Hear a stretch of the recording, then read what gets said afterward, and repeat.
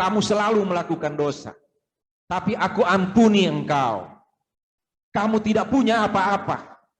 Tidak punya apa-apa. Kamu hidup, tapi kamu tidak punya hak untuk menjalani hidup sebenarnya kalau saya tidak bermurah hati padamu. Kamu tahu kamu itu ulat. Kamu tahu kamu itu rumput kering. Kamu tahu kamu itu dibuat dari tanah liat.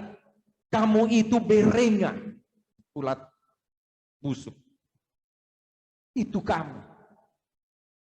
Sebenarnya saya bisa abaikan engkau. Dan saya juga tahu itu. Saya melihat orang itu di video itu. Ada juga anak kecil yang kejar-kejar dia, tapi dia nggak peduli karena konten ternyata. Untuk supaya orang nonton, dia baik kepada orang itu. Tapi dia nggak bisa baik kepada orang lain juga yang butuh kebaikan. Ya kan? Karena yang baik itu cuma Tuhan, saudara. Cuma Tuhan. Makanya sepanjang tahun ini, mulai dari COVID, sebelum COVID ya, saudara perhatikan kata saya dalam doa, kalau saudara perhatikan. Terima kasih untuk kemurahan. Bermurah hatilah Tuhan kepada hambamu, kepada kita. Karena saya mau kita berpikir kita ini ada di kaki Tuhan. Kita ini ada di kaki Tuhan. Hanya karena kemurahan Tuhan saja, dia duduk bersama-sama dengan kita di kakinya.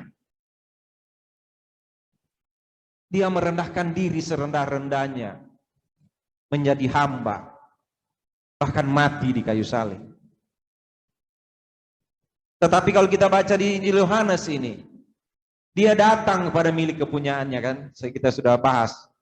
Tapi milik kepunyaannya menolak dia. Ada orang yang Tuhan datang setiap saat. Tuhan menawarkan kebaikan Tuhan. Tapi dia menolak karena dia berpikir, mungkin dia berpikir bukan dia mampu. Tapi dia pikir, buat apalah Tuhan. Buat apalah Tuhan. Mungkin dia tidak berpikir bahwa dia mampu menjalani hidup. Tapi mungkin dia berpikir, mau ada Tuhan, mau nggak ada Tuhan, toh sama juga. Saya harus jalani hidup saya. Apalagi kalau kita pernah kecewa pada Tuhan. Kita pernah minta sesuatu pada Tuhan dan Tuhan tidak jawab seperti yang kita mau. Kita akan kecewa dan biar aja Tuhan. Terserahlah Tuhan mau urus siapa, bukan urusan saya. Ada banyak orang bertindak seperti itu. Jadi dingin hatinya. Itu yang kita bilang kasih manusia menjadi tawar. Tidak lagi peduli pada Tuhan, nggak peduli. Ya kalau Tuhan berkati dia, ya dialah Tuhan berkati. Saya nggak ada urusan dengan itu. Tetapi mungkin juga ada orang yang kalau Tuhan berkati dia, kita akan bilang ke Tuhan, itu Tuhan nggak adil kan? Itu orang itu diberkati. Saya dari dulu seperti ini aja hidup saya.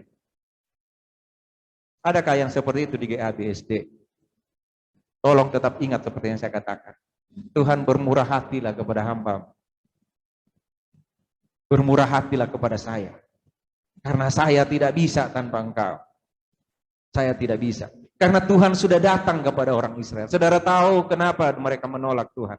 Kenapa Tuhan bilang aku adalah Bapamu? Karena setiap hari dari perjalanan dari Mesir sampai Kanaan, Tuhan memberi mereka makan setiap saat. Tapi apa yang mereka lakukan? Mereka berontak pada Tuhan.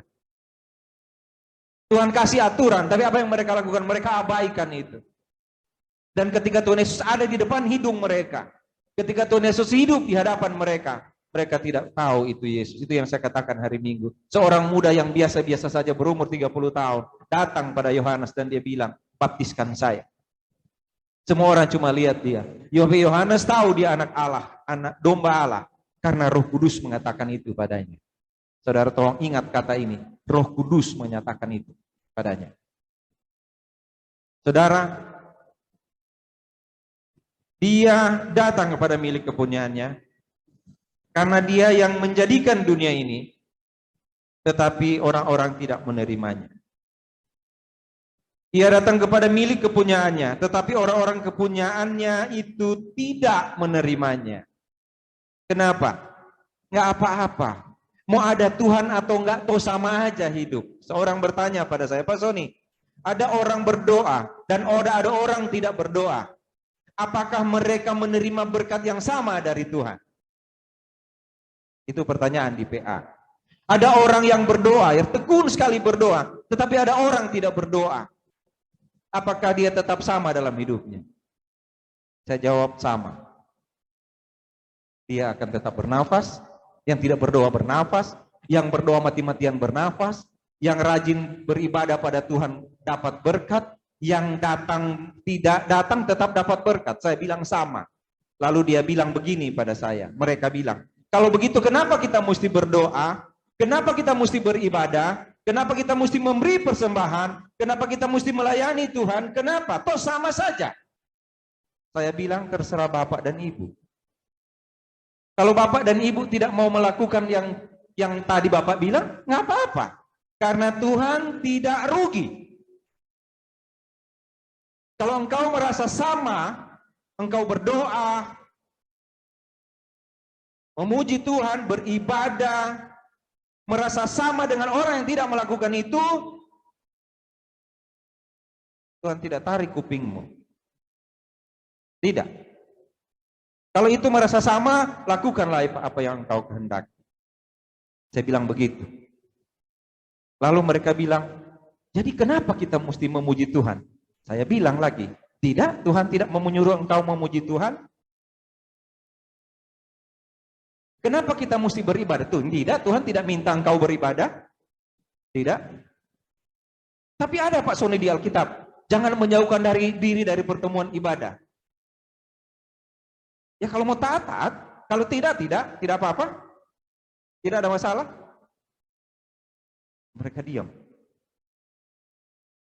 Ada nggak di GABSD bertanya begitu? Jadi buat apa? Sama aja kok. Melayani tidak, bersekutu sama. Bahkan kalau di Alkitab bilang orang-orang tidak percaya, gemuk-gemuk tubuh mereka. Berkat Tuhan sama hidup. Jadi buat apa? Saya bilang sama. Jadi lalu mereka bilang begini, kok baru kali ini saya dengar Pak Sony bilang begitu. Ya memang begitu. Sebab kalau saya mau bilang begini, oh beda dong. Kalau banyak berdoa, nanti kalian, Bapak kan dan Ibu akan bilang begini. Tapi saya Pak sudah berdoa, apa Pak yang kurang pada saya? Saya sudah berdoa, saya sudah memberi persembahan, saya sudah begini, tapi kok hidup saya begini-begini juga Pak? Kan nanti bilang begitu kan? Bagaimana? Saudara,